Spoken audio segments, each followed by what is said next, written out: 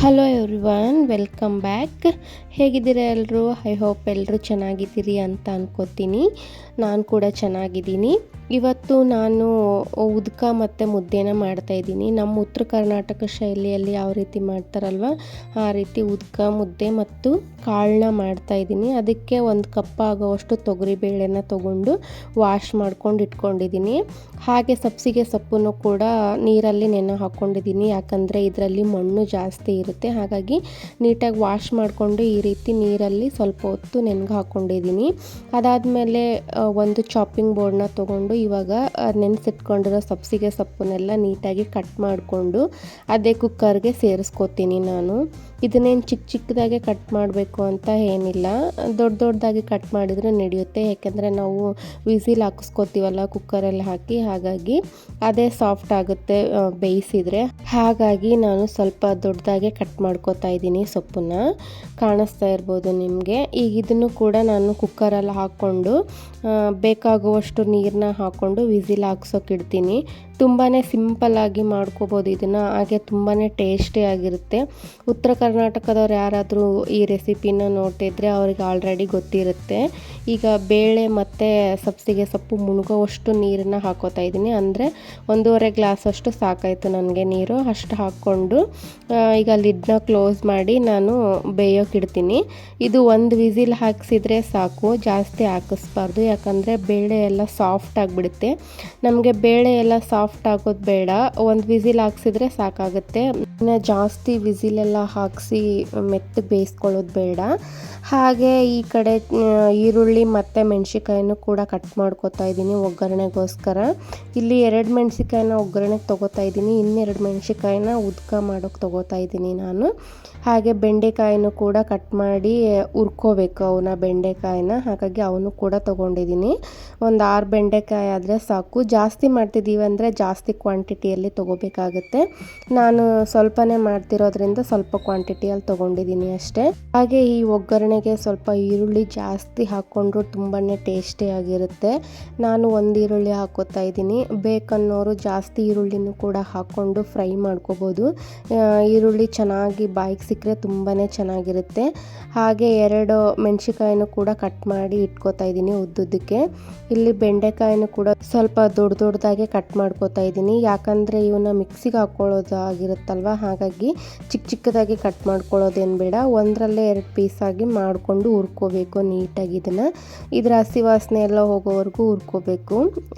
ಇದನ್ನು ಯಾವ ರೀತಿ ಹುರ್ಕೋತೀನಿ ನಾನು, ಹಾಗೆ ಯಾವ ರೀತಿ ಉದ್ಕ ಮುದ್ದಿನ ಮಾಡ್ತೀನಿ ಅಂತಂದೇಳಿ ನಾನು ಡಿಟೇಲಾಗಿ ತೋರಿಸ್ತೀನಿ. ಯಾವುದೇ ರೀತಿ ವಿಡಿಯೋನ ಸ್ಕಿಪ್ ಮಾಡದೆ ನೋಡಿ, ಆಗ ನಿಮಗೆ ಗೊತ್ತಾಗುತ್ತೆ ಎಷ್ಟು ಟೇಸ್ಟಿಯಾಗಿ ಬಂದಿರುತ್ತೆ ಅಂತ ಹೇಳಿ. ಇಲ್ಲಿ ಬೇಕಾಗಿರೋವನ್ನೆಲ್ಲ ಕಟ್ ಮಾಡಿಕೊಂಡು ಎತ್ತಿಟ್ಕೊಂಡಿದ್ದೀನಿ ನಾನು. ಇಲ್ಲಿ 2 ಮೆಣಸಿಕಾಯಿನ ನಾನು ಹಾಗೆ ಇಟ್ಕೊಂಡಿದ್ದೀನಿ, ಯಾಕಂದರೆ ಅದು ಉರಿಯುವಾಗ ಹಾಕ್ಕೋಬೇಕು. ಹಾಗೆ ಸ್ವಲ್ಪ ಕರಿಬೇವನ್ನು ಕೂಡ ಕಟ್ ಮಾಡಿ ಇಟ್ಕೊಂಡಿದ್ದೀನಿ ಒಗ್ಗರಣೆಗೆ. ಇಷ್ಟೆಲ್ಲ ಕಟ್ ಮಾಡ್ಕೊಳ್ಳೋ ಅಷ್ಟರಲ್ಲಿ ವಿಸಿಲ್ ಕೂಡ ಬಂತು. 1 ವಿಸಿಲ್ ಆದರೆ ಸಾಕು, ಆಫ್ ಮಾಡಿ ಈಗ ಕೆಳಗಡೆ ಎತ್ತಿಟ್ಕೋತಾ ಇದ್ದೀನಿ ಕುಕ್ಕರ್ನ. ಈಗ ಒಗ್ಗರಣೆನೂ ಕೂಡ ಹಾಕೋಕ್ಕೆ ಸ್ಟಾರ್ಟ್ ಮಾಡ್ಕೋತಾ ಇದ್ದೀನಿ ನಾನು. ಒಂದು ಬಾಣಲೆನ ಇಟ್ಕೊಂಡು ಗ್ಯಾಸ್ನ ಆನ್ ಮಾಡ್ಕೊಂಡಾದಮೇಲೆ 1-2 ಸ್ಪೂನ್ ಎಣ್ಣೆ ಹಾಕ್ಕೊಂಡ್ರೆ ಸಾಕಾಗುತ್ತೆ. ಇದಕ್ಕೆ ಜಾಸ್ತಿ ಎಣ್ಣೆ ಅವಶ್ಯಕತೆಯೂ ಏನಿರಲ್ಲ, ತುಂಬಾ ಸಿಂಪಲ್ಲಾಗಿ ಮಾಡ್ಕೋಬೋದು. ಹಾಗೆ ವೆಯ್ಟ್ ಲಾಸ್ ಮಾಡೋರು ಕೂಡ ಇದು ಹೆಲ್ದಿ ಆಪ್ಷನ್ ಅಂತಲೇ ಹೇಳ್ಬೋದು. ಈ ರೀತಿ ಮಾಡ್ಕೊ ತಿಂದರೆ ವೆಯ್ಟ್ ಲಾಸ್ಗೂ ಕೂಡ ಹೆಲ್ಪ್ ಆಗುತ್ತೆ. ಹಾಗೆ ಎಣ್ಣೆ ಹಾಕ್ಕೊಂಡಾದ್ಮೇಲೆ, ಎಣ್ಣೆ ಕಾದಾದ್ಮೇಲೆ ಸ್ವಲ್ಪ ಸಾಸಿವೆ ಜೀರಿಗೆನೂ ಕೂಡ ಹಾಕ್ಕೊಂಡು, ಸಾಸಿವೆ ಜೀರಿಗೆ ಎಲ್ಲ ಚಿಟಪಟ ಅಂದಮೇಲೆ ಕರಿಬೇವನ್ನು ಕೂಡ ಹಾಕ್ಕೋತಾ ಇದ್ದೀನಿ. ಸ್ವಲ್ಪ ಕರಿಬೇವು ಕೂಡ ಎಲ್ಲ ಚಿಟಪಟ ಅಂದಮೇಲೆ ಹಸಿಮೆಣ್ಸಿಕಾಯಿನ ಹಾಕ್ಕೊಂಡು ಚೆನ್ನಾಗಿ ಹುರ್ಕೋಬೇಕು. ಹಸಿಮೆಣ್ಸಿಕಾಯಿ ಮೇಲೆಲ್ಲ ವೈಟ್ ಸ್ಪಾಟ್ಸ್ ಬರೋವರೆಗೂ ನೀಟಾಗಿ ಹುರ್ಕೋಬೇಕಾಗುತ್ತೆ. ಯಾಕಂದರೆ ಹಸಿಮೆಣ್ಸಿಕಾಯಿ ಚೆನ್ನಾಗಿ ಹುರಿಲಿಲ್ಲ ಅಂದರೆ ಗ್ಯಾಸ್ಟ್ರಿಕ್ ಪ್ರಾಬ್ಲಮ್ ಕೂಡ ಬರೋ ಚಾನ್ಸಸ್ ಇರುತ್ತೆ. ಹಾಗಾಗಿ ಈ ಸ್ಟೇಜಲ್ಲೇ ನಾವು ಹಸಿಮೆಣ್ಸಿಕಾಯಿನ ಚೆನ್ನಾಗಿ ಹುರ್ಕೊಂಡ್ರೆ ಗ್ಯಾಸ್ಟ್ರಿಕ್ಕು, ಅಸಿಡಿಟಿ ಎಲ್ಲ ಬರೋ ಚಾನ್ಸಸ್ ಇರಲ್ಲ. ಹಾಗಾಗಿ ಅದಾದಮೇಲೆ ಈರುಳ್ಳಿನೂ ಕೂಡ ಹಾಕ್ಕೊಂಡು ನೀಟಾಗಿ ಫ್ರೈ ಮಾಡ್ಕೊತಾ ಇದ್ದೀನಿ. ಇದು ಜಾಸ್ತಿ ಫ್ರೈ ಆಗೋದೇನು ಬೇಡ, ಸ್ವಲ್ಪ ಕ್ರಂಚಿನೆಸ್ ಹಾಗೆ ಇರಬೇಕು, ತಿನ್ನೋಕ್ಕೆ ತುಂಬಾ ಚೆನ್ನಾಗಿರುತ್ತೆ. ಹಾಗಾಗಿ ಇದು ಸ್ವಲ್ಪ ಸಾಫ್ಟ್ ಆಗಲಿ ಅಂತ ಹೇಳಿ ಉಪ್ಪು ಮತ್ತು ಅರಿಶಿನ ಪುಡಿನ ನಾನು ಈ ಸ್ಟೇಜಲ್ಲೇ ಹಾಕ್ಕೊತೀನಿ. ಯಾಕಂದರೆ ಈ ಸ್ಟೇಜಲ್ಲೇ ಹಾಕ್ಕೊಂಡ್ರೆ ಸ್ವಲ್ಪ ಬೇಗನೆ ಈರುಳ್ಳಿ ಎಲ್ಲ ಬೇಯುತ್ತೆ ಅಂತ ಹೇಳಿ ಉಪ್ಪು ಮತ್ತು ಅರಿಶಿನನೂ ಕೂಡ ಹಾಕ್ಕೊಂಡು ಚೆನ್ನಾಗಿ ಮಿಕ್ಸ್ ಮಾಡ್ಕೊತಾ ಇದ್ದೀನಿ.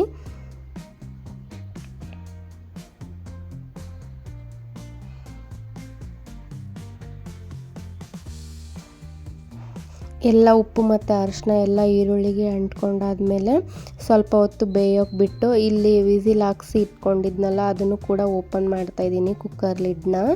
ನೋಡಿ ಇಷ್ಟು ಬೆಂದರೆ ಸಾಕಾಗುತ್ತೆ ಬೇಳೆ, ಜಾಸ್ತಿ ಬೇಯೋದೆಲ್ಲ ಏನು ಬೇಡ, ಚೆನ್ನಾಗಿರಲ್ಲ ಜಾಸ್ತಿ ಬೆಂದರೆ. ಹಾಗಾಗಿ ಇದು ಮುದ್ದೆ ಜೊತೆ ಸೈಡಲ್ಲಿ ತಿನ್ನೋಕ್ಕೆ ಪಲ್ಯದ ಥರ, ಹಾಗಾಗಿ ಒಂದು ವಿಸಿಲ್ ಹಾಕ್ಸ್ಕೊಂಡ್ರೆ ಸಾಕು. ಈಗ ಒಂದು ಸ್ಟ್ರೇನರ್ ಇಟ್ಕೊಂಡು ನೀರನ್ನೆಲ್ಲ ಬಸ್ಕೊತಾ ಇದ್ದೀನಿ ನಾನು. ಈ ನೀರನ್ನೆಲ್ಲ ವೇಸ್ಟ್ ಮಾಡೋ ಹಾಗಿಲ್ಲ, ನಾನು ನೆಕ್ಸ್ಟ್ ಏನು ಮಾಡ್ತೀನಿ ಈ ನೀರಿಂದ ಅಂತ ತೋರಿಸ್ತೀನಿ ನಿಮಗೆ. ಹಾಗೆ ಈ ಕಡೆ ಒಂದು 80% ಎಲ್ಲ ಕುಕ್ ಆಗಿರುತ್ತೆ ಈರುಳ್ಳಿ. ಅದಕ್ಕೆ ಈ ಸ್ಟ್ರೇನರಲ್ಲಿ ಸೋಸ್ ಇಟ್ಕೊಂಡಿದ್ದೀನಲ್ವ ಕಾಳುಗಳನ್ನೆಲ್ಲ ಇದಕ್ಕೆ ಹಾಕ್ಕೊಂಡು ಮಿಕ್ಸ್ ಮಾಡ್ಕೊಳ್ಳೋದು ಅಷ್ಟೇ. ಈ ಸ್ಟೇಜಲ್ಲಿ ನೀವು ಸ್ವಲ್ಪ ಉಪ್ಪು ಹೆಚ್ಚು ಕಡಿಮೆ ಮಾಡ್ಕೋಬೋದು ನಿಮ್ಮ ರುಚಿಗೆ ತಕ್ಕಂತೆ. ನಾವು ಈರುಳ್ಳಿ ಬೇಯಿಸುವಾಗೆಲ್ಲ ಸ್ವಲ್ಪನೇ ಉಪ್ಪು ಹಾಕ್ಕೊಂಡಿರ್ತೀವಿ, ಕಾಳು ಹಾಕಿದ ಮೇಲೆ ನಮ್ಮ ರುಚಿಗೆ ತಕ್ಕಂತೆ ಸ್ವಲ್ಪ ಉಪ್ಪನ್ನು ಹಾಕ್ಕೊಂಡು ಮಿಕ್ಸ್ ಮಾಡ್ಕೋಬೇಕು. ನಾನು ಕರೆಕ್ಟಾಗಿ ಉಪ್ಪನ್ನು ಹಾಕಿದ್ದೆ, ಹಾಗಾಗಿ ಹಾಗೆ ನಾನು ಮಿಕ್ಸ್ನ ಮಾಡ್ಕೋತಾ ಇದ್ದೀನಿ. ನಿಮ್ಗೇನಾದರೂ ಬೇಕಿದ್ದರೆ ಸ್ವಲ್ಪ ಉಪ್ಪನ್ನು ಕೂಡ ಸೇರಿಸ್ಕೊಂಡು ಮಿಕ್ಸ್ ಮಾಡ್ಕೋಬೋದು. ಈ ರೆಸಿಪಿನ ಒಮ್ಮೆ ಟ್ರೈ ಮಾಡಿ ನೋಡಿ, ಇಷ್ಟ ಆದರೆ ನನಗೆ ಕಮೆಂಟ್ಸ್ ಮಾಡಿ. ತುಂಬಾ ಚೆನ್ನಾಗಿರುತ್ತೆ, ಹಾಗೆ ವೆಯ್ಟ್ ಲಾಸ್ ಮಾಡೋರ್ಗೂ ಕೂಡ ತುಂಬಾ ಹೆಲ್ಪ್ ಆಗುತ್ತೆ ಈ ರೆಸಿಪಿ. ಮಿಕ್ಸ್ ಎಲ್ಲ ಮಾಡ್ಕೊಂಡಾದಮೇಲೆ ಗ್ಯಾಸ್ನ ಆಫ್ ಮಾಡಿಕೊಂಡು ಲಿಡ್ನ ಕ್ಲೋಸ್ ಮಾಡ್ಕೋತಾ ಇದ್ದೀನಿ. ಈಗ ಈ ಕಡೆ ಸೈಡಲ್ಲಿ ಒಂದು ಹೆಂಚನ್ನ ಇಟ್ಕೊಂಡು ಕಾಯೋಕೆ ಇಟ್ಕೊಂಡಿದ್ದೆ ಅದನ್ನು, ಯಾಕಂದರೆ ಬೆಂಡೆಕಾಯಿ ಎಲ್ಲ ಹುರ್ಕೋಬೇಕಲ್ವ, ಹಾಗಾಗಿ ಹಂಚು ಕಾದಾದ್ಮೇಲೆ ಈಗ ಬೆಂಡೆಕಾಯಿನ ಹುರ್ಕೋತಾ ಇದ್ದೀನಿ. ಬೆಂಡೆಕಾಯಿನ ನಾನು ಆವಾಗಲೇ ಹೇಳ್ದಾಗೆ ಚೆನ್ನಾಗಿ ಹುರ್ಕೋಬೇಕು, ಅವು ಹಸಿ ಎಲ್ಲ ಹಾಗೆ ಇರಬಾರ್ದು, ಹಸಿ ವಾಸನೆ ಎಲ್ಲ ಹೋಗಿ ಚೆನ್ನಾಗಿ ಒಳಗಡೆ ಎಲ್ಲ ಸಾಫ್ಟಾಗಿ ಹುರಿದಿರಬೇಕು. ಅಲ್ಲಿವರೆಗೂ ನೀಟಾಗಿ ಬೆಂಡೆಕಾಯಿನ ಹುರ್ಕೋಬೇಕು. ಅದ್ರ ಜೊತೆಗೇ ನಾನು 2 ಮೆಣಸಿಕಾಯಿನೂ ಕೂಡ ಇಟ್ಕೊಂಡಿದ್ನಲ್ವ, ಆ ಮೆಣಸಿಕಾಯಿನೂ ಕೂಡ ಹಾಕ್ಕೊಂಡು ಚೆನ್ನಾಗಿ ಹುರ್ಕೋತಾ ಇದ್ದೀನಿ. ಅದಾದಮೇಲೆ ಸ್ವಲ್ಪನೇ ಎಣ್ಣೆ, ಒಂದು 50% ಕುಕ್ ಆಗಿದೆ ಅನ್ನೋ ಸ್ಟೇಜಲ್ಲಿ ಒಂದು ಸ್ವಲ್ಪನೇ ಎಣ್ಣೆನ ಹಾಕ್ಕೊಂಡು ಮತ್ತೆ ಚೆನ್ನಾಗಿ ಹುರ್ಕೋತಾ ಇದ್ದೀನಿ. ನಿಮಗೆ ಗೊತ್ತಾಗ್ತಿರ್ಬೋದು, ಇವಾಗ ಒಂದು 50% ಕುಕ್ ಆಗಿದೆ ಅಷ್ಟೇ, ಇನ್ನು 100% ಇದೆಲ್ಲ ನೀಟಾಗಿ ಕುಕ್ ಆಗಬೇಕು. ಅಲ್ಲಿವರೆಗೂ ನಾವು ಚೆನ್ನಾಗಿ ಹುರ್ಕೋಬೇಕು ಇದನ್ನು. ಈ ರೀತಿ ಎಲ್ಲ ಚೆನ್ನಾಗಿ ಹುರ್ಕೊಂಡಾದಮೇಲೆ ಸ್ವಲ್ಪ ಬೆಳ್ಳುಳ್ಳಿನ ಹಾಕ್ಕೋತಾ ಇದ್ದೀನಿ. ಬೆಳ್ಳುಳ್ಳಿನ ಹಾಕ್ಕೊಂಡು ಚೆನ್ನಾಗಿ ರೋಸ್ಟ್ ಆಗೋವರೆಗೂ ಹುರ್ಕೋತಾ ಇದ್ದೀನಿ. ಅದಾದಮೇಲೆ 1-2 ಕಡ್ಡಿ ಕರಿಬೇವನ್ನು ಕೂಡ ಹಾಕ್ಕೊಂಡು ಹುರ್ಕೋತಾ ಇದ್ದೀನಿ. ಗ್ಯಾಸ್ನ ಆಫ್ ಮಾಡಿಕೊಂಡು ಕರಿಬೇವನ್ನ ಹಾಕ್ಕೊಂಡು ಹುರ್ಕೋಬೇಕು, ಯಾಕಂದರೆ ಅದು ಫುಲ್ ಗರಿ ಆಗಿಬಿಡುತ್ತೆ ಇಲ್ಲಾಂದರೆ ಕರಿಬೇವು. ಹಾಗಾಗಿ ಗ್ಯಾಸ್ ಆಫ್ ಮಾಡ್ಕೊಂಡಾದ್ಮೇಲೆ ಸ್ವಲ್ಪ ಬಿಸಿ ಇರುತ್ತಲ್ವ ಹಂಚಲ್ಲಿ, ಆ ಸ್ಟೇಜೆಲ್ಲ ಕರಿಬೇವು ಹಾಕ್ಕೊಂಡು ಚೆನ್ನಾಗಿ ಹುರ್ಕೋಬೇಕು. ಅದನ್ನು ಕೂಡ ಜಾಸ್ತಿ ಹುರಿಬಾರ್ದು, ಕರಿಬೇವು ಟೇಸ್ಟೇ ಹೋಗ್ಬಿಡುತ್ತೆ. ಹಾಗಾಗಿ ಅದಾದಮೇಲೆ ಒಂದು ಮಿಕ್ಸಿ ಜಾರನ್ನ ತೊಗೊಂಡು ಈಗ ಮಿಕ್ಸಿ ಜಾರಲ್ಲಿ ಹುರಿದಿರೋದನ್ನೆಲ್ಲ ಹಾಕ್ಕೋತಾ ಇದ್ದೀನಿ. ಇದೆಲ್ಲ ಕಂಪ್ಲೀಟ್ ತಣ್ಣಗಾಗಬೇಕು, ತಣ್ಣಗಾದ್ಮೇಲೆ ಅಷ್ಟೇ ಮಿಕ್ಸಿ ಮಾಡ್ಕೋಬೇಕು ನಾವು. ಒಂದೇ ಸಾರಿ ಬಿಸಿದೆ ಮಿಕ್ಸಿ ಮಾಡ್ಕೋಬಾರ್ದು, ಚೆನ್ನಾಗಿರಲ್ಲ ಟೇಸ್ಟ್ ಆವಾಗ. ಹಾಗಾಗಿ ಇದನ್ನು ತಣ್ಣಗಾಗೋಕ್ಕೆ ಸೈಡಲ್ಲಿ ಎತ್ತಿಟ್ಟಿದ್ದೀನಿ. ಈಗ ನೋಡಿ ಎಲ್ಲ ಕಂಪ್ಲೀಟಾಗಿ ಕೂಲ್ ಆಗಿತ್ತು. ಸ್ವಲ್ಪ ಹೊತ್ತು ಬಿಟ್ಟಾದಮೇಲೆ ಈಗ ಸ್ವಲ್ಪ ಕೊತ್ತಂಬರಿನೂ ಕೂಡ ವಾಶ್ ಮಾಡಿಕೊಂಡು ಹಾಕೋತಾ ಇದ್ದೀನಿ ಇದಕ್ಕೆ. ಈಗ ರುಬ್ಕೊಂಬರ್ತೀನಿ ನಾನು ನೀಟಾಗಿ. ಸ್ವಲ್ಪ ನೀರು ಹಾಕ್ಕೊಂಡು ನುಣ್ಣಗೆ ಗ್ರೈಂಡ್ ಮಾಡ್ಕೋಬೇಕು, ಫುಲ್ಲು ನುಣ್ಣಗಾಗಿರಬೇಕು, ಎಲ್ಲಿ ತರಕಾರಿ ಥರ ಬಾಯಲ್ಲೆಲ್ಲ ಸಿಗಬಾರ್ದು. ಅದಾದಮೇಲೆ ನಾನು ಆವಾಗಲೇ ಹೇಳಿದ್ನಲ್ವ ಈ ರೀತಿ ನೀರನ್ನು ವೇಸ್ಟ್ ಮಾಡಬಾರ್ದು ಅಂತ ಹೇಳಿ, ಈ ನೀರಲ್ಲೇ ನಾವು ಉದ್ಕನ ಮಾಡ್ಕೊಳ್ಳೋದು.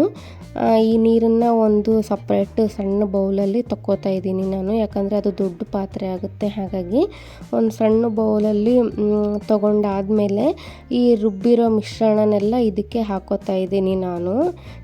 ತುಂಬಾ ಸಿಂಪಲ್ಲಾಗಿ ಮಾಡ್ಕೋಬೋದು, ಇದನ್ನು ಯಾವುದೇ ರೀತಿ ಕುದಿಸೋ ಅಂಥ ಅವಶ್ಯಕತೆ ಇರಲ್ಲ. ನಾವು ಬೆಂಡೆಕಾಯಿ ಮತ್ತು ಹಸಿಮೆಣ್ಸಿಕಾಯಿ ಎಲ್ಲ ಹುರ್ಕೊಂಡು ಹಾಕ್ಕೊಂಡಿರ್ತೀವಲ್ವ, ಹಾಗಾಗಿ ಇದನ್ನೇನು ಕುದಿಸೋದು ಬೇಡ, ಹಸಿ ಉದ್ಕ ಅಂತ ಹೇಳ್ತಾರಲ್ವ ಆ ರೀತಿ. ಈಗ ಇದನ್ನು ಚೆನ್ನಾಗಿ ಮಿಕ್ಸ್ ಮಾಡ್ಕೋಬೇಕು. ಗಂಟು ಇಲ್ಲದೆ ಇರೋ ರೀತಿಯಲ್ಲಿ ನಾವು ಚೆನ್ನಾಗಿ ಮಿಕ್ಸ್ ಮಾಡ್ಕೋಬೇಕು. ಈ ಬೆಂಡೆಕಾಯಿ ಏನಾದರೂ ಸ್ವಲ್ಪ ಲೋಳೆ ಲೋಳೆ ಥರ ಆಗುತ್ತೆ ಅನ್ನೋರು, ಆ ಥರ ತಿನ್ನೋಕೆ ಇಷ್ಟ ಇಲ್ಲದೆ ಇರೋರು ಸ್ವಲ್ಪ ಉರಿಯುವಾಗಲೇ ಒಂದು ಹಾಫ್ ನಿಂಬೆಹಣ್ಣನ್ನ ಕಟ್ ಮಾಡಿಕೊಂಡು ನಿಂಬೆಹಣ್ಣಿನ ಹುಳಿನ ಹಿಂಡ್ಕೊಂಡ್ರೆ ಆಯಿತು. ಬೆಂಡೆಕಾಯಿ ಲೋಳೆ ಲೋಳೆ ಥರ ಬರೋಲ್ಲ. ಹಾಗೆ ಸ್ವಲ್ಪ ಹುಣಸೆ ಹಣ್ಣನ್ನು ಕೂಡ ನಾನು ನೆನೆಗೆ ಹಾಕ್ಕೊಂಡು ಸಪ್ರೇಟಾಗಿ ಎತ್ತಿಟ್ಕೊಂಡಿದ್ದೀನಿ. ಈಗ ಇದಕ್ಕೆ ಉಪ್ಪನ್ನ ಸೇರಿಸ್ಕೊತಾ ಇದ್ದೀನಿ. ನಾವು ಯಾವುದೇ ರೀತಿ ಉಪ್ಪೆಲ್ಲ ಹಾಕ್ಕೊಂಡಿರಲ್ಲಲ್ವ ಬೇಳೆ ಬೇಯೋಕ್ಕಿಟ್ಟಾಗ, ಹಾಗಾಗಿ ಈ ಸ್ಟೇಜಲ್ಲೇ ನಮಗೆ ಎಷ್ಟು ಉಪ್ಪು ಬೇಕಾಗುತ್ತೋ ನೋಡಿಕೊಂಡು ಉಪ್ಪನ್ನ ಹಾಕ್ಕೊಂಡು ಸೇರಿಸ್ಕೊಂಡು ಮಿಕ್ಸ್ ಮಾಡ್ಕೋತಾ ಇದ್ದೀನಿ ನಾನು. ಇದಕ್ಕೆ ನಿಮಗೆ ನೀರು ಜಾಸ್ತಿ ಬೇಕಿದ್ದರೆ ಸ್ವಲ್ಪ ಜಾಸ್ತಿ ನೀರನ್ನ ಹಾಕ್ಕೋಬೋದು, ಇಲ್ಲ ನಮಗೆ ಗಟ್ಟಿ ಬೇಕು ಸ್ವಲ್ಪ ಅಂದರೆ ಸ್ವಲ್ಪ ಗಟ್ಟಿಯಾಗಿ ಇಟ್ಕೋಬೇಕು. ನಾನು ಸ್ವಲ್ಪ ಗಟ್ಟಿಯಾಗಿ ಇಟ್ಕೊಂಡಿದ್ದೀನಿ. ಹಾಗೆ ಇದಕ್ಕೆ ಸ್ವಲ್ಪ ಹುಣಸೆ ಹಣ್ಣಿನ ಹುಳಿನೂ ಕೂಡ ಸೇರಿಸ್ಕೊತಾ ಇದ್ದೀನಿ. ಸ್ವಲ್ಪ ಹಾಕ್ಕೊಂಡ್ರೆ ಸಾಕು, ಇಲ್ಲ ಜಾಸ್ತಿ ಹಾಕಿದರೆ ತುಂಬಾ ಹುಳಿ ಹುಳಿ ಆಗಿಬಿಡುತ್ತೆ. ಹಾಗೆ ಈ ಬೆಂಡೆಕಾಯಿ ಬದಲು ನಾವು ಬದನೆಕಾಯಿ ಕೂಡ ಹಾಕ್ಕೊಂಡು ಮಾಡ್ಕೋಬೋದು, ಅದು ಕೂಡ ಟೇಸ್ಟ್ ತುಂಬಾ ಚೆನ್ನಾಗಿರುತ್ತೆ. ನನ್ನ ಹತ್ರ ಬೆಂಡೆಕಾಯಿ ಇದ್ವು, ಹಾಗಾಗಿ ಬೆಂಡೆಕಾಯಿಂದನೇ ಮಾಡ್ಕೊಂಡಿದ್ದೀನಿ. ಈಗ ಸ್ವಲ್ಪ ಟೇಸ್ಟ್ ಕೂಡ ನೋಡೋಣ ಯಾವ ರೀತಿ ಬಂದಿದೆ ಅಂತ. ತುಂಬಾ ಚೆನ್ನಾಗಿ ಬಂದಿತ್ತು, ತುಂಬಾ ಸೂಪರಾಗಿತ್ತು ಅಂತಲೇ ಹೇಳ್ಬೋದು. ಇಷ್ಟೇ ಸಿಂಪಲಾಗಿ ಮಾಡ್ಕೋಬೋದು. ಈಗ ಇದಕ್ಕೆ ಒಂದು ಕ್ಯಾಪ್ನ ಹಾಕ್ಕೊಂಡು ಸ್ವಲ್ಪ ಸೈಡಿಗೆ ಎತ್ತಿಟ್ಕೋತೀನಿ ನಾನು. ಹಾಗೆ ಕಾಳು ಕೂಡ ರೆಡಿಯಾಗಿದೆ. ಈಗ ಉದ್ಕ ಕೂಡ ರೆಡಿಯಾಗಿದೆ. ಇನ್ನೇನು ಜೋಳದ ಮುದ್ದೆ ಮಾಡ್ಕೋಬೇಕು ಅಷ್ಟೇ. ಅದನ್ನು ಕೂಡ ಸಿಂಪಲಾಗಿ ಮಾಡ್ಕೋಬೋದು, ಯಾವುದೇ ರೀತಿ ಕಷ್ಟ ಏನಿರಲ್ಲ. ಈಗ ಗ್ಯಾಸ್ನ ಆನ್ ಮಾಡಿಕೊಂಡು ಒಂದು ಪಾತ್ರೆನ ಇಟ್ಕೊಂಡಿದ್ದೀನಿ. ನಾನು ಇದೇ ಪಾತ್ರೆನ ಯೂಸ್ ಮಾಡೋದು ಮುದ್ದೆಗೋಸ್ಕರ, ಹಾಗಾಗಿ ಅದರಲ್ಲಿ ಒಂದು ಗ್ಲಾಸ್ ಅಷ್ಟು ನೀರು ಹಾಕ್ಕೊಂಡಿದ್ದೀನಿ. ಇಬ್ಬರಿಗಾದರೆ ಸಾಕಾಗುತ್ತೆ ದೊಡ್ಡ ಗ್ಲಾಸ್ ಅಷ್ಟು ನೀರು. ಹಾಗೆ ಸ್ವಲ್ಪ ಉಪ್ಪನ್ನು ಕೂಡ ಸೇರಿಸ್ಕೊತಾ ಇದ್ದೀನಿ. ಆ ಕಡೆ ನೀರು ಕುದಿಯೋಷ್ಟರಲ್ಲಿ ನಾನು ಜೋಳದ ಹಿಟ್ಟನ್ನು ಕೂಡ ಜರಡಿ ಹಿಡ್ಕೊತಾ ಇದ್ದೀನಿ.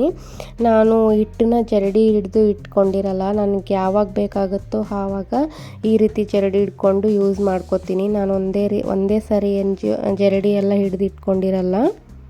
ಹಾಗೆ ಈ ಕಡೆ ನೀರು ಕೂಡ ಕುದೀತಾ ಇದೆ ನೋಡಿ. ಈ ಸ್ಟೇಜಲ್ಲಿ ನಾನು 1-2 ಸ್ಪೂನ್ ಆಗೋವಷ್ಟು ಉಪ್ಪಿಟ್ಟಿನ ರವಾನು ಕೂಡ ಸೇರಿಸ್ಕೋತಾ ಇದ್ದೀನಿ. ಇದನ್ನ ಯಾಕೆ ಸೇರಿಸ್ಕೋತೀನಿ ಅಂದರೆ ಗಂಟಾಗಲ್ಲ, ಆ ಮುದ್ದೆ ಎಲ್ಲ ಗಂಟು ಬರುತ್ತೆ ಅಂತಾರಲ್ವ, ಆ ಪ್ರಾಬ್ಲಮ್ ಇರಲ್ಲ. ಹಾಗಾಗಿ ನಾನು ಮುದ್ದೆಗೆ ಈ ರೀತಿ ಸ್ವಲ್ಪ ಉಪ್ಪಿಟ್ಟಿನ ರವೆ ಸೇರಿಸ್ಕೊಂಡು ಮಾಡ್ಕೋತೀನಿ. ಈಗ ನೀರು ಚೆನ್ನಾಗಿ ಬಾಯ್ಲ್ ಆಗ್ತಿದೆ ಅನ್ನೋ ಟೈಮಲ್ಲಿ 1-2-3 ಸ್ಪೂನು ಜೋಳದ ಹಿಟ್ಟನ್ನು ಹಾಕ್ಕೊಂಡು ಚೆನ್ನಾಗಿ ಮಿಕ್ಸ್ ಮಾಡ್ಕೋತೀನಿ. ಈ ರೀತಿ ಮಿಕ್ಸ್ ಮಾಡ್ಕೊಳ್ಳಿ ಚೆನ್ನಾಗಿ ಒಂದು ಸಾರಿ ಎಲ್ಲ. ಈ ನಮಗೆ ಎಷ್ಟು ಬೇಕಾಗುತ್ತೋ ಅಷ್ಟು ಹಿಟ್ಟನ್ನು ಹಾಕ್ಕೊಂಡು ಮಿಕ್ಸ್ ಮಾಡ್ಕೋಬೋದು. ಸ್ವಲ್ಪ ನೀರು ಜಾಸ್ತಿ ಆಗಿದೆ, ಹಿಟ್ಟು ಕಡಿಮೆ ಆಗಿದೆ ಅಂದರೆ ಇನ್ನೊಂದು ಸ್ವಲ್ಪ ಹಿಟ್ಟು ಹಾಕ್ಕೊಂಡು ಕೂಡ ಮಿಕ್ಸ್ ಮಾಡಿಕೊಂಡು ನಾವು ಕನ್ಸಿಸ್ಟೆನ್ಸಿನ ಅಡ್ಜಸ್ಟ್ ಮಾಡ್ಕೋಬೋದು. ಈಗ ಈ ರೀತಿ ಚೆನ್ನಾಗಿ ಮಿಕ್ಸ್ ಮಾಡ್ಕೋಬೇಕು. ಹಾಗೆ ಪಾತ್ರೆ ಮತ್ತು ಸ್ಪೂನು ಸೆಂಟರಲ್ಲಿ ಈ ರೀತಿ ಹಿಟ್ಟನ್ನು ಇಟ್ಕೊಂಡು ಸ್ವಲ್ಪ ಚೆನ್ನಾಗಿ ಮಿದ್ಕೋಬೇಕು ಹಿಟ್ಟನ್ನ. ಯಾಕಂದರೆ 1-2 ಯಾವಾದರೂ ಗಂಟಿದ್ದರೆ, ಚಿಕ್ಕ ಚಿಕ್ಕ ಗಂಟು ಏನಾದರೂ ಇದ್ದರೆ ಮುದ್ದೆಲಿ ಅವು ಚೆನ್ನಾಗಿ ಹೊಡ್ಕೊಂಡು ಚೆನ್ನಾಗಿ ಬೇಯ್ಕೋತವೆ. ಹಾಗಾಗಿ ಈ ರೀತಿ ಚೆನ್ನಾಗಿ ಮುದ್ದೆನ ತಿರುಗಿಸ್ಕೋಬೇಕು. ನಾನು ಸ್ವಲ್ಪ ಗಟ್ಟಿಯಾಗಿ ಮುದ್ದೆನ ಮಾಡ್ಕೋತೀನಿ, ತುಂಬ ಸಾಫ್ಟಾಗೆಲ್ಲ ಏನು ಮಾಡ್ಕೊಳಲ್ಲ ನಾನು. ರಾಗಿ ಮುದ್ದೆ ಎಲ್ಲ ಬರುತ್ತಲ್ವ, ಆ ರೀತಿ ಸ್ವಲ್ಪ ಜೋಳದ ಮುದ್ದೆನೂ ಕೂಡ ಗಟ್ಟಿಗೆ ಮಾಡ್ಕೋತೀನಿ. ನನ್ನ ಹಸ್ಬೆಂಡ್ಗೆ ಸ್ವಲ್ಪ ಮುದ್ದೆ ಗಟ್ಟಿ ಇದ್ದರೆ ಇಷ್ಟಪಡ್ತಾರೆ, ತೆಳುವಿದ್ರೆ ಅಷ್ಟಾಗಿ ಇಷ್ಟಪಡಲ್ಲ. ಹಾಗಾಗಿ ಈಗ ಮಿಕ್ಸ್ ಮಾಡ್ಕೊಂಡಾದ್ಮೇಲೆ ಒಂದು 10 ನಿಮಿಷ ಹಾಗೆ ಬೇಯೋಕ್ಕೆ ಬಿಟ್ಟಿದ್ದೆ. 10 ನಿಮಿಷ ಬೆಂದಾದಮೇಲೆ ಮತ್ತೆ ಮಿಕ್ಸ್ ಮಾಡ್ಕೋತಾ ಇದ್ದೀನಿ. ಈಗ ಸ್ವಲ್ಪ ಒದ್ದೆ ಕೈನ ಮಾಡಿಕೊಂಡು ಈ ರೀತಿ ಮುಟ್ಟಿ ನೋಡಿ, ಕೈಗೆಲ್ಲ ಅಂಟ್ಕೊಳ್ಳಿಲ್ಲ ಅಂದರೆ ಪರ್ಫೆಕ್ಟಾಗಿ ರೆಡಿಯಾಗಿದೆ ಅಂತ ಅರ್ಥ. ಈಗ ಒಂದು ಬೌಲಲ್ಲಿ ನೀರು ಇಟ್ಕೊಂಡಿದ್ದೀನಿ. ಹಾಗೆ ಒಂದು ಚಿಕ್ಕ ಬೌಲನ್ನ ತೊಳ್ಕೊಂಡು ನೀರಲ್ಲಿ ಸ್ವಲ್ಪ ಬೌಲಲ್ಲಿ ನೀರು ಹಾಗೆ ಬಿಟ್ಕೋಬೇಕು. ಅದಾದಮೇಲೆ ಮುದ್ದೆನ ಕೂಡ ಅದರೊಳಗೆ ಹಾಕೋತಾ ಇದ್ದೀನಿ. ಬೌಲಲ್ಲಿ ಮುದ್ದೆನ ಹಾಕ್ಕೊಂಡು ಈ ರೀತಿ ನೀರಲ್ಲಿ ಅದ್ದಿ ಸ್ವಲ್ಪ ತಟ್ಕೋಬೇಕು ಮುದ್ದೆ ಮೇಲ್ಗಡೆ. ಹಾಗೆ ತಟ್ಕೋಬಾರ್ದು, ಸ್ವಲ್ಪ ನೀರಲ್ಲಿ ಅದ್ದಿ ಈ ರೀತಿ ತಟ್ಕೋಬೇಕು. ಯಾಕಂದರೆ ಮುದ್ದೆ ತುಂಬ ಬಿಸಿ ಇರುತ್ತಲ್ವ, ಹಾಗಾಗಿ ಸ್ವಲ್ಪ ತಣ್ಣೀರಲ್ಲಿ ಅದ್ಕೊಂಡು ತಟ್ಕೊಂಡ್ರೆ ನಮ್ಮ ಕೈಗೆ ಬಿಸಿ ತಾಕೋಲ್ಲ ಅಂತ. ಹಾಗೆ ನಾನು ಮುದ್ದೆ ಎಲ್ಲ ಮಾಡಿದಾಗ ಈ ರೀತಿ ಹಾಟ್ ಬಾಕ್ಸಲ್ಲಿ ಹಾಕಿಟ್ಕೋತೀನಿ.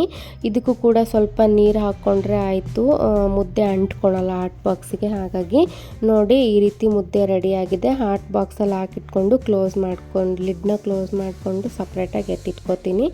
ಅದಾದಮೇಲೆ ಅದೇ ಪ್ರೊಸೀಜರ್ನ ಫಾಲೋ ಮಾಡಿಕೊಂಡು ಇನ್ನೊಂದು ಮುದ್ದೆನೂ ಕೂಡ ಮಾಡ್ಕೊತೀನಿ. ನಾವು ಜಾಸ್ತಿ ಮುದ್ದೆನ ತಿನ್ನೋಲ್ಲ, ಚಿಕ್ಕದಾಗಿ ಮುದ್ದೆನ ಮಾಡ್ಕೊತೀವಿ. ಈಗ ಮುದ್ದೆನೂ ಕೂಡ ಸರ್ವ್ ಮಾಡ್ತಾ ಇದ್ದೀನಿ, ನೋಡ್ಬೋದು ನೀವು. ಮುದ್ದೆ ಹಾಗೆ ಸೈಡಿಗೆ ತಿನ್ನೋಕೆ ಅಂತ ಹೇಳಿ ಕಾಳನ್ನು ಕೂಡ ಮಾಡ್ಕೊಂಡಿದ್ದೀನಿ. ಸಬ್ಸಿಗೆ ಸೊಪ್ಪು ಹಾಗೆ ಬೇಳೆನ ಹಾಕಿ ಮಾಡ್ಕೊಂಡಿದ್ವಲ್ಲ ಅದೇ ಕಾಳು. ಈಗ ಉದ್ಕನೂ ಕೂಡ ಸರ್ವ್ ಮಾಡ್ತಾ ಇದ್ದೀನಿ. ನೋಡಿ ಎಷ್ಟು ಚೆನ್ನಾಗಿ ಬಂದಿದೆ ಅಂತ. ಒಂದ್ಸರಿ ನೀವು ಟ್ರೈ ಮಾಡಿ ನನಗೆ ಕಮೆಂಟ್ಸಲ್ಲಿ ಹೇಳಿ ಹೇಗೆ ಬಂದಿತ್ತು ಅಂತ ಹೇಳಿ. ಇನ್ನು ಊಟ ಎಲ್ಲ ಮುಗಿಸ್ಕೊಂಡಾದ್ಮೇಲೆ ನಾನು ಚಿನ್ಮಯ್ ಕರ್ಕೊಂಬರೋಕ್ಕೆ ಅಂತ ಸ್ಕೂಲಿಗೂ ಕೂಡ ಹೋಗಿದ್ದೆ. ಇವತ್ತು ಕಾರಲ್ಲಿ ಹೋಗಿದ್ದಿದ್ದಿಲ್ಲ, ಸ್ಕೂಟಿನ ತೊಗೊಂಡು ಹೋಗಿದ್ವಿ ನಾವು. ಅವನು ಇಬ್ಬರು ಬನ್ನಿ ಕರ್ಕೊಂಬರೋಕ್ಕೆ ನನಗೆ ಅಂತ ಹೇಳ್ತಾನೆ ಸಾಯಂಕಾಲ. ಹಾಗಾಗಿ ಇಬ್ಬರು ಕೂಡ ಹೋಗಿದ್ವಿ, ನಾನು ಮತ್ತು ನನ್ನ ಹಸ್ಬೆಂಡು ಅವನನ್ನು ಕರ್ಕೊಂಬರೋಕ್ಕೆ. ಅವನನ್ನು ಕರ್ಕೊಂಡು ಬಂದಾದಮೇಲೆ ಸ್ವಲ್ಪ ಪಲಾವ್ ಸ್ಪೈಸಸ್ನ ತೊಗೋಬೇಕಾಗಿತ್ತು. ಹಾಗಾಗಿ ಶಾಪ್ಗೂ ಕೂಡ ಹೋಗಿದ್ದೆ. ನಾನು ಶಾಪಿಂಗ್ ಎಲ್ಲ ಮುಗಿಸ್ಕೊಂಬರೋದಕ್ಕೆ ಚಿನ್ಮಯ್ ಐಸ್ ಕ್ರೀಮ್ ಕೂಡ ತೊಗೊಂಡಿದ್ದ, ಅವನಿಗೊಂದು ನನಗೊಂದು ಅಂತ ಹೇಳಿ. ಹಾಗಾಗಿ ಇಲ್ಲೇ ಹೊರಗಡೆ ಕೂತ್ಕೊಂಡು ಐಸ್ ಕ್ರೀಮ್ ಕೂಡ ತಿಂತಾ ಇದ್ವಿ. ನೋಡಿ ವೆದರ್ ಎಲ್ಲ ಫುಲ್ ಮಳೆ ಬರೋ ಥರ ಆಗಿತ್ತು. ಅಲ್ಲೊಂದು ಹನಿ ಕೂಡ ಬೀಳ್ತಾ ಇತ್ತು. ಹಾಗೆ ಸ್ವಲ್ಪ ಹೊತ್ತು ಅಲ್ಲೇ ಕೂತ್ಕೊಂಡಿದ್ವಿ. ಅದಾದಮೇಲೆ ಜೋರು ಮಳೆ ಬರೋಕ್ಕೆ ಸ್ಟಾರ್ಟ್ ಆಯಿತು. ಹಾಗೆ ಫಿಂಗರ್ ಚಿಪ್ಸ್ ಕೂಡ ಆರ್ಡ್ರ್ ಮಾಡಿಕೊಂಡು ಫಿಂಗರ್ ಚಿಪ್ಸ್ ಕೂಡ ತಿಂತಾ ಇದ್ವಿ ನಾವು. ಮಳೆಯಲ್ಲಿ ಈ ರೀತಿ ಏನಾದರೂ ಬಿಸಿಯಾಗಿ ತಿನ್ನೋಕ್ಕೆ ತುಂಬಾ ಇಷ್ಟ ಆಗುತ್ತಲ್ವ. ಹಾಗಾಗಿ ಫಿಂಗರ್ ಚಿಪ್ಸ್ನ ಆರ್ಡ್ರ್ ಮಾಡಿಕೊಂಡು ತಿಂತಾ ಇದ್ವಿ ಮೂವರು. ನೋಡ್ತಾ ಇರ್ಬೋದು ಲೈಟಾಗಿ ಮಳೆ ಬರ್ತಾ ಇತ್ತು. ಸ್ವಲ್ಪ ಸ್ಟಾಪ್ ಆಯಿತು ಅಂತ ಹೇಳಿ ನಾವು ಕೂಡ ಮನೆ ಕಡೆ ಹೊರಟ್ವಿ. ಇದಾಗಿತ್ತು ಇವತ್ತಿನ log. Till then take care, ಬಾಯ್.